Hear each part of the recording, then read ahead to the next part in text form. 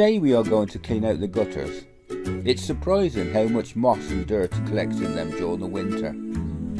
It is vital to use a good ladder of the correct length and take care to avoid overhead cables and satellite dishes when carrying or setting them. Safety is most important. On soft ground, a garden fork can be used to add extra support against the ladder kicking out or slipping. On concrete or solid surfaces, a large weight can be used, or better still, get someone to stand on the bottom rung.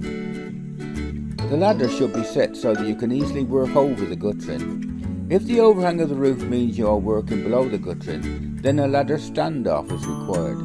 This will hold you away from the wall and make your job easier and safer.